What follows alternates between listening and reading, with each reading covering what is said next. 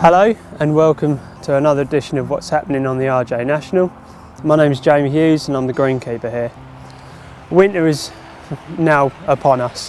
Heavy frosts, heavy dews, and for us greenkeepers and indeed groundsmen, we've got to think about protection. What are we going to do to come out of winter with as minimal disease damage as possible? So over the next couple of minutes we're going to have a look at what I've been doing here, including some deep tine aeration and some fertilising.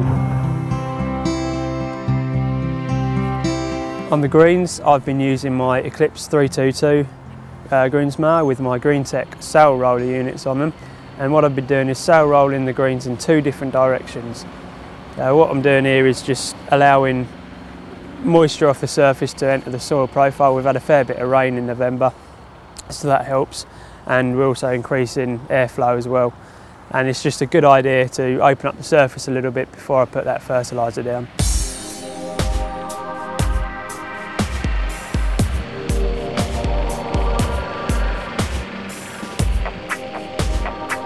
The fertiliser I'm using on the greens is an Everest 6027, very low nitrogen content but a high potassium, and that's what we want this time of year.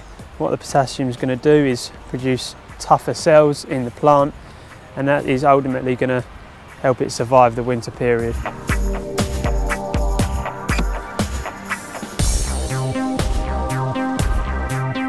The other thing that a lot of us are doing this time of year, while it's soft and before we get the frost, is we're doing some deep tine aeration, and I've been doing the same here on the tees, the fairways and the football pitch, using my Izeki TH tractor and my Vertidrain unit.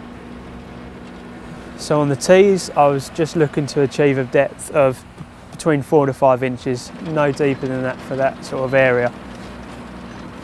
What this is doing is increasing airflow. We're allowing that moisture and what rain we get to really get deep into the soil profile. And of course, the deeper we can go in certain areas, the deeper the roots will go. However, on the fairways and the football pitch, I can go much deeper. I'm doing between 8 to 10 inches, and again it's increasing airflow, it's taking the water down deeper and deeper, and it's helping the roots go down deeper and deeper as well.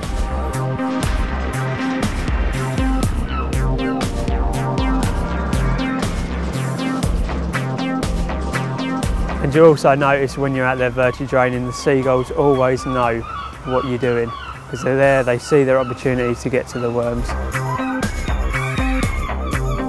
Once I'd completed all my aeration, it was time for me to get that fertiliser down, just as we did on the greens. A different mix though on the tees and on the football pitch. On the tees I used a 15028, so slightly higher nitrogen content but around the same potassium, and again that's just giving that protection, strengthening it so that it can survive the winter period. On the football pitch, again 15% nitrogen, 5% phosphorus in this one, and 22% potassium. The reason for the slightly lower potassium is the grass on the football pitch is a bit longer. At 30 mil it's already got sufficient protection, but it still needs that bit of granular as well, so that's what I've used on there.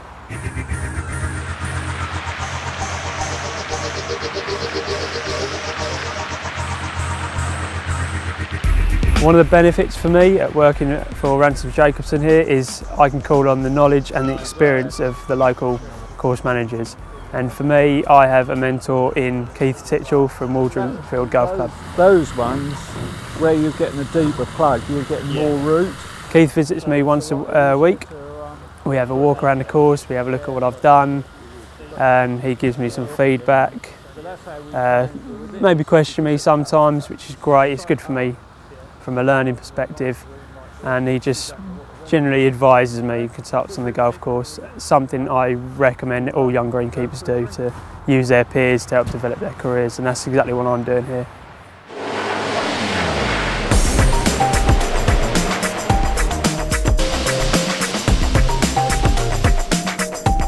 And finally this month I've been spraying some early start dew dispersal on the tees, the greens and the approaches.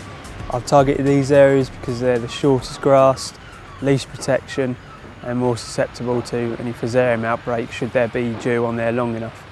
It's useful for me here now we approach Christmas. We're going to be away for a couple of weeks, so all this is going to do is just keep me covered.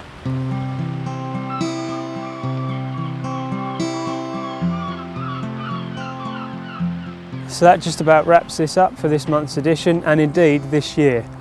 December's going to be a quiet month and we're going to be thinking about closing down now for the Christmas period. So I hope you've enjoyed this video, and until 2014, do have a very Merry Christmas and a Happy New Year.